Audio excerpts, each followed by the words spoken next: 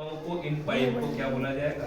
मूत्रवाहिनी। मूत्रवाहिनी का मतलब होता है मूत्र को ले जाने वाली संरचनाएं, मूत्र का वहन करने वाली, मूत्र का परिवहन करने वाली संरचनाएं। और दोनों से अपशिष्ट पदार्थ और जल और अन्य पदार्थ कहाँ लाए जाते हैं? मूत्राशय में। तो बेटा यह एक थैले के समान संरचना है। इसी को अपन क्या कह सकते हैं? मूत्र का थैला, क्योंकि इसमें क्या संचित हो रहा है? मूत्र। आपने देखा होगा बेटा बहुत सारे मरीजों के वो पाइप लगाकर थैली टांग दी जाती है और उसमें वो टिप टिप यूरिन इकट्ठा होता रहता है। तो जब यह मूत्र को स्टोर नहीं कर पाता, इसमें गड़बड़ी हो जाती है, तो फिर उनके क्या लगा दिया जाता है? वह बैग लगा दिया जाता है। और क्या कहा मैंने?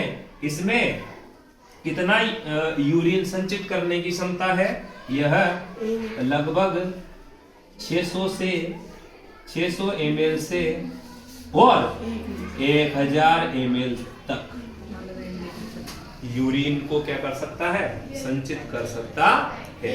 और एक स्वस्थ व्यक्ति 24 घंटे में, एक स्वस्थ व्यक्ति 24 घंटे में बेटा 1 से 1.8 लीटर मूत्र उत्सर्जित करता है।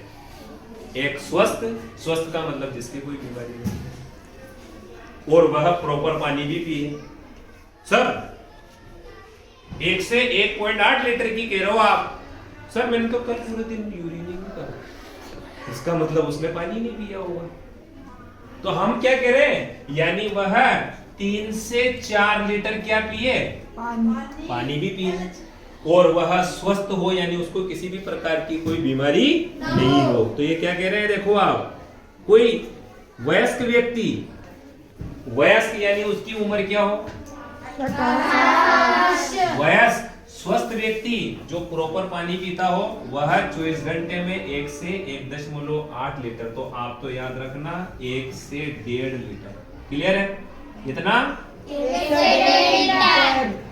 क्या यह मात्रा बढ़ भी सकती है क्या? कोई व्यक्ति 3 लीटर भी यूरिन कर सकता है क्या? हाँ? कैसे? वो बीमार हो और ज्यादा पानी पी ले, ज्यादा चाय कॉफी पी ले, तो इसकी मात्रा बढ़ भी सकती है। यह बीमारी नहीं है, क्योंकि उसने चाय ज्यादा पी, पानी ज्यादा पी लिया, तो इसको बीमारी नहीं मानेंगे। ठीक है? तो वह, और अगर कोई पानी नहीं पी रहा है और पसीना निकल रहा है और बहुत ज्यादा गर्मी पड़ रही है, तो हो सकता है कि यूरिन का आयतन स्थिति में यह पूरे दिन में हो सकता है कि कितना? आधा लीटर ही यूरिन पास करे, क्योंकि शरीर को जरूरत है पानी की, तो पानी को यह शरीर बाहर नहीं जाने देगा और पानी मिलते ही वापस यह नॉर्मल हो जाएगा। तो बेटा 2 किडनी हो गई, 2 मूत्रवाहिनी हो गई और 1 मूत्राशय हो गया। और अब इसके बाद देखो, मूत्राशय से एक और पतला पाइप, क्या बोलेंगे इसको? मूत्र मार्ग। और मूत्र मार्ग एक छोटे से छिद्र द्वारा बाहर को खुलता है, जिसको क्या बोलेंगे? और यहीं से मूत्र कहाँ आता है? बाहर आता है। ठीक है? तो ये पूरा चित्र अच्छी तरह से याद रखना। और जिसको बेटा इनके बारे में आज जानकारी होगी, वह आसानी से इसको क्या करेगा? लिख भी देगा। तो मेरे कुछ क्वेश्चन याद रखना। पहला क्वेश्चन बोल रहा हूं मैं कि जो रक्त है यह शुद्ध कहाँ होता है? किडनी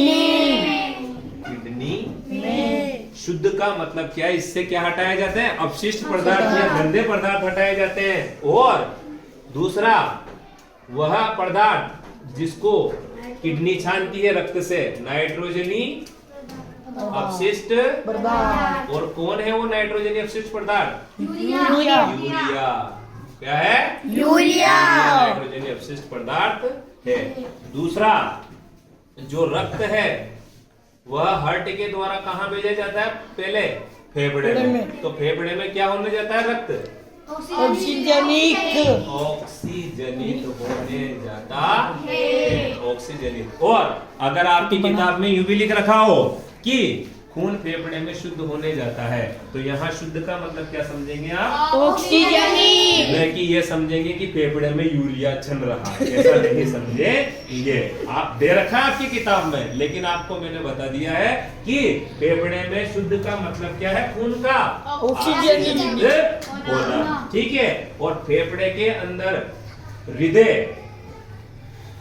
अशुद्ध खून भेजता है, तो बेटा वहां अशुद्ध का मतलब क्या हो जाएगा? कार्बन डाइऑक्साइड समृद्ध, न कि यूरिया समृद्ध। दूसरा, अभी बताया मैंने, यूरिया का निर्माण कहां होता है? यकृत। यकृत में होता हे तो ये कुछ क्वेश्चन याद रखना। तो नाइट्रोजनिक अपशिष्ट पदार्थों को शरीर से बाहर करना क्या कहलाता है बच्चों? उत्सर्जन। नाइट्रोजनी अपशिष्ट पदार्थों को शरीर से बाहर करना क्या कहलाता है? और हमारे शरीर में केवल यूरिया ही नहीं अपशिष्ट पदार्थ देखो कौन कौन है? CO2 मल, मल यूरिया, और एक अपन क्या? पसीना। और पसीने के अंदर बेटा लवण भी होते हैं, जैसे सोडियम क्लोराइड, और कुछ अम्ल भी होते हैं। तो CO2 तो अपन श्वसन तंत्र के द्वारा बाहर कर देते हैं, और मल को अपन पाचन तंत्र के द्वारा बाहर कर देते हैं, और पसीना अपन को आते ही गर्मी में शरीर को ठंडा रखने के लिए, इसमें भी अपशिष्ट पदार्थ बाहर होते हैं। लेकिन मेनली जो नाइट्रोजनी अपशिष्ट पदार्थ है जिसका नाम क्या है? यूरिया। इसके लिए एक अलग ही तंत्र होता है जिसका क्या नाम है? मानव का उत्सर्जन तंत्र। और इस उत्सर्जन तंत्र के द्वारा खून में से यूरिया को छान कर क्या कर दिया जाता है? मुक्त कर दिया जाता है। और एक और मूत्र का संगठन, यानी अगर